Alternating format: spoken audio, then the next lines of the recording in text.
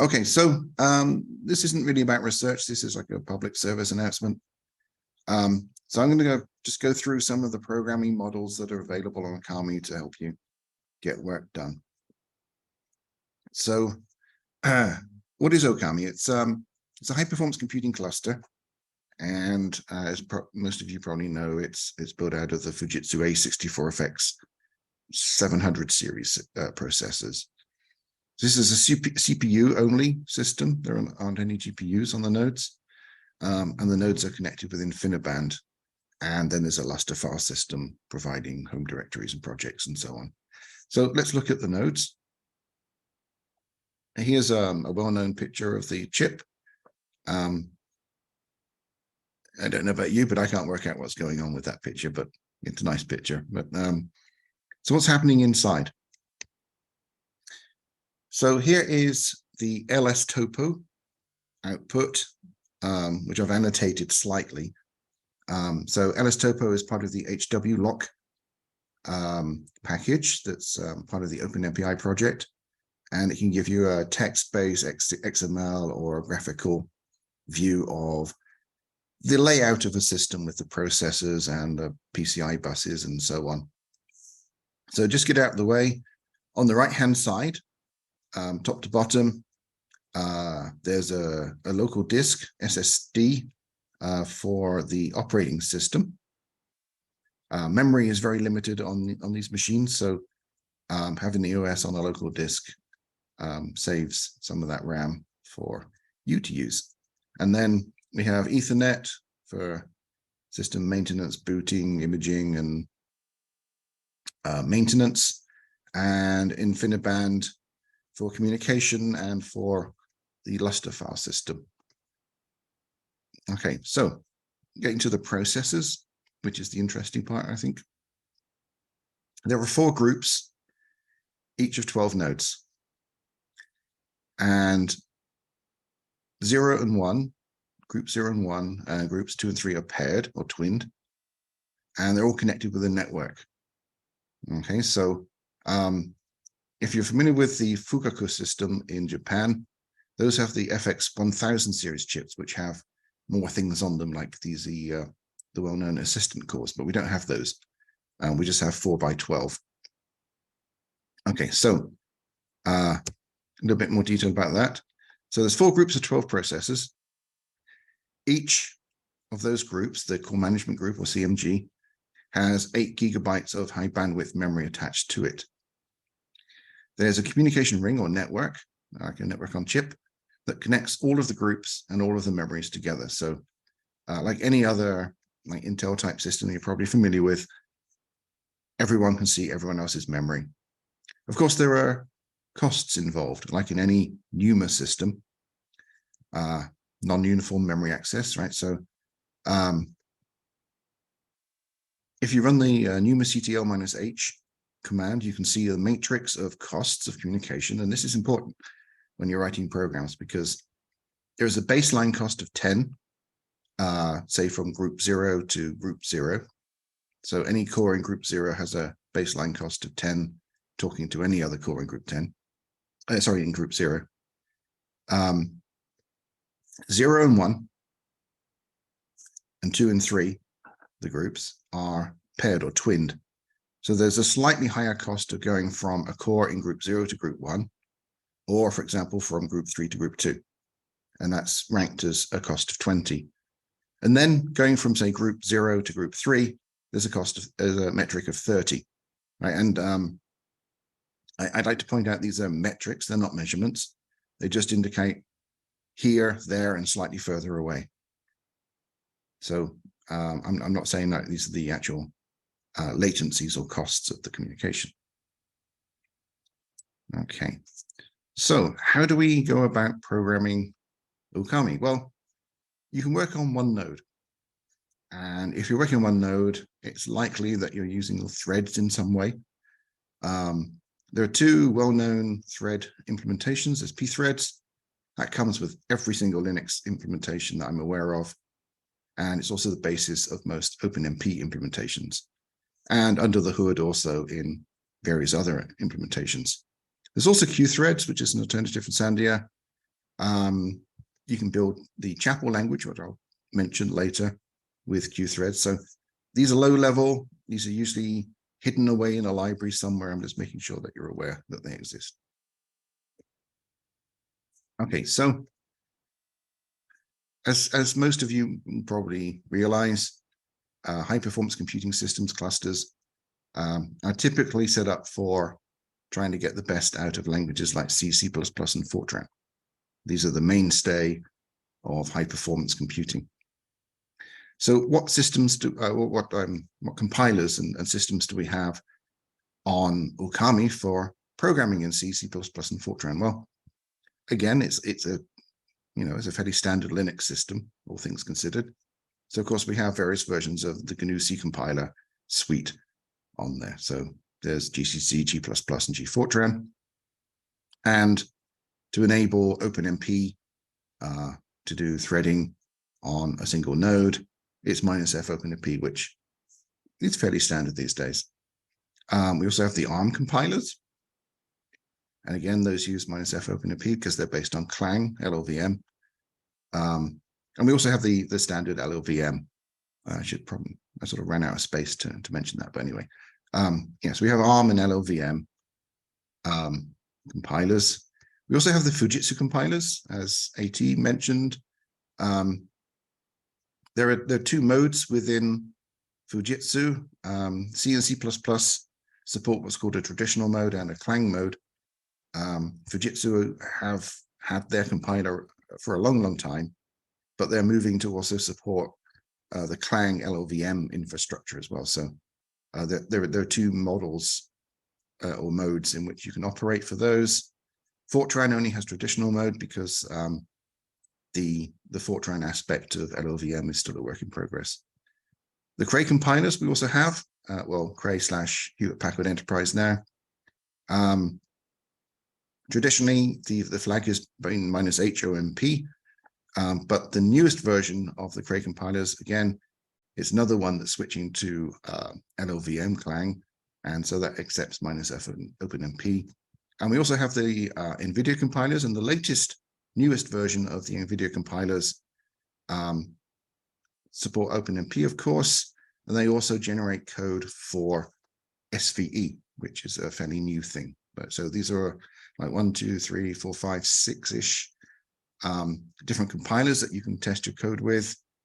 And as we just saw in the previous presentation, you can get rather different performance characteristics depending on the code and how you optimize and what you're doing. Okay, so that's the options basically for one node.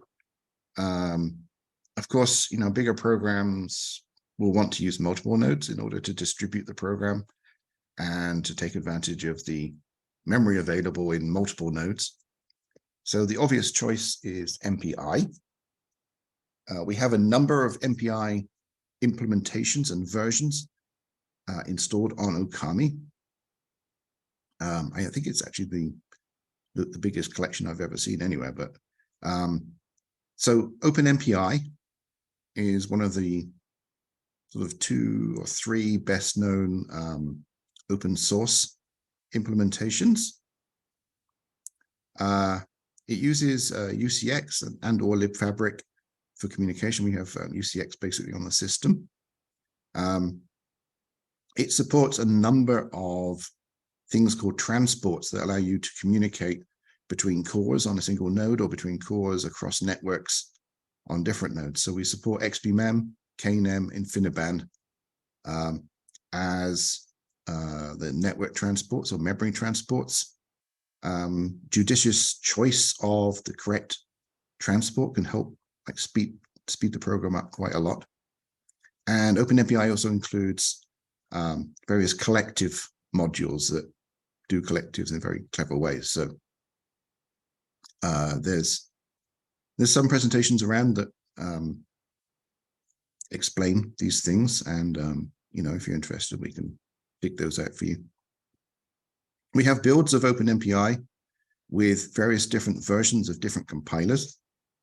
The main reason for this is to support Flang, which is the LLVM and ARM Fortran compiler. This isn't as mature as some other Fortran compilers, and so some of the sizes and support capabilities changes between the different compilers. So it's kind of important to understand that if you're doing things with Fortran. And it has, like many other MPI implementations, the de facto wrapper names, MPICC, MPICXX, and F90 or Fortran. And so, like some others, it just works usually. I have to keep Ben happy because he just introduced himself as being part of the MVA pitch team. So MVA pitch 2 is the well-known MPI implementation from Ohio State University. You might be used to the idea of MPI run or MPI exec commands. This is not the case with MVA pitch 2 in this instance. It's integrated tightly with Slurm. And so you use Slurm's srun command instead. It's a bit different. And again, we have the office hours and Slack if you need to come and ask questions. There's various versions that were installed by Cray / Hewlett-Packard Enterprise for use with their compilers. So these are versions of MVA pitch that have been provided by Cray, right? Not us, by Cray. And we also have some local vanilla versions that we just built locally ourselves with various compilers that are on the system, like GNU and ARM. They're different things. They work pretty much the same way, but there are different things. We also have MPICH. This is one of the oldest original MPI implementations from Argonne. It supports various interconnects and transports like UCX and libfabric. I just feel the need to point out that if you're used to the really big Cray machines, Cori and other machines that are similar, the Cascade systems, they have a Cray MPI that is actually based on MPICH, but this is just the vanilla MPICH, the open source version. This is not the Cray MPI. So just to forestall any confusion, I hope. We also have the Fujitsu MPI. So this is integrated with their compilers. It's a customized version of OpenMPI, developed mostly to work with the Tofu interconnect on Fugaku, for example, but it also works on InfiniBand, which is good because otherwise it wouldn't work on Ookami. However, the thing that you need to understand about Fujitsu is that it has different wrapper names. So it's not MPICC for the C compiler for MPI, it's MPI FCC for the Fujitsu compiler, and then capital FCC for C++ and FRT for Fortran. That confuses build systems. You run CMake, you run configure, and they start screaming at you that they can't find MPI. And this is usually why. Again, office hours, Slack, come and ask questions. We know the answers. We can help. There's also a library called OpenSHMEM, which is something I've been working on for a long, long time. Is available as part of any of the OpenMPI packages on the system. And unlike MPI itself, where you have generally a two-sided communication model, in other words, a synchronized send and receive pattern, OpenSHMEM has an accent on sparse and irregular communication where you have a put or a get, but there's no corresponding partner call. There's no put with a get. It's just a put or a get, and that's it, which gives you much more relaxed synchronization. And if you have very irregular patterns of communication or sparse things in graph analysis and similar, it's also used in seismic codes by oil and gas companies. This can help you, get more performance, get more overlap between communication and computation. Just mentioning it, it crops up very occasionally. And since I've worked on it a lot, I thought I'd just hype myself a little bit. Okay, so those are the two models. there's like threaded models inside a single node, and then there's things like MPI that can distribute work across multiple nodes. So which one do you want to use? And often the answer is yes, both. Often you can use MPI to distribute work across multiple nodes in the program. And then once the data has been moved around where you need it, you can use something like OpenMP to parallelize computation on compute kernels, for example, inside the node. And Ookami is potentially a great target for this kind of model, because it has these core management groups, the NUMA layout, and then multiple nodes with a network. And being able to understand this can give you, nice performance boosts. I also wanted to mention these. So Chapel is a Cray language, well, now Hewlett-Packard Enterprise. We have a module on, I believe, on Ookami for Chapel. We've had a webinar before, at least one, by Cray. So their Chapel team came and gave us a webinar on how to use it. It's one of the DARPA modernization languages, meant to be high level with built-in first-class parallelism. So if anyone needs that, it's there. Dave Carlson, who introduced himself earlier, has been installing COCOS modules for Ookami. These seem to be A64FX aware, which is nice. It's a threaded abstract model in C++ for on-node parallelism. There's also Legion and Regent, and the Google language Go, and there's the Rust language. Julia was mentioned earlier. We have that on Ookami. We've had a webinar from the Julia guys. And again, that's A64FX aware.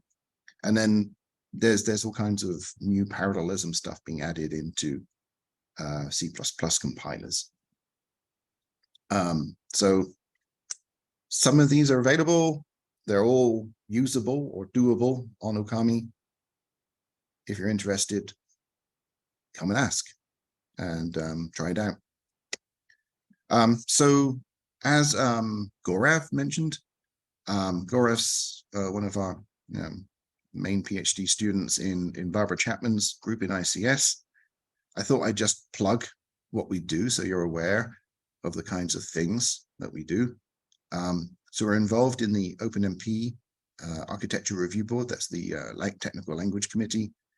We're involved in LLVM development, especially with GPU offload in Clang compilers and so on. We're involved in spec HPG, that's an ICS thing, and also involved in the development of packages such as the ones listed there, like XPMAM and UCX and OpenMPI. We're also involved in OpenACC, the directives for accelerators. Since we don't have accelerators on Ookami, not very relevant, so that's why I left it at the end. And just to finish up, for when this gets uploaded, I just finished off with a bunch of links to various things that I've talked about in this presentation. And that's it, and thank you for listening. Many thanks, Tony. I think that's very valuable information for everybody using the system. So does anybody have a question, or does anybody want to share their parallelization experiences on the system? So, Tony, is that always been the case that the Fujitsu or Clang mode, the Clang mode was always available for Fujitsu? Yes, I believe so. Okay, I have I don't know where I'm misremembering things. I thought that at some point on Ookami, only the trad mode was the feasible one and not Clang, but yeah, I might be misremembering. Well, I might too. I mean, the first version we got might have been an issue, but at least for the last 2 or 3 versions, I think like C or C++ support the Clang mode. Is there a difference in performance between like other folks have seen between the trad and Clang? I was working on an app called QBox. It's like a density functional theory code. and I saw, I never quite nailed down what it was, but I worked with the people at Recon, and they suggested switching to Clang mode, and it was infinitely better. Noted. Well, Thanks. not infinitely, but you know what I mean. Yeah.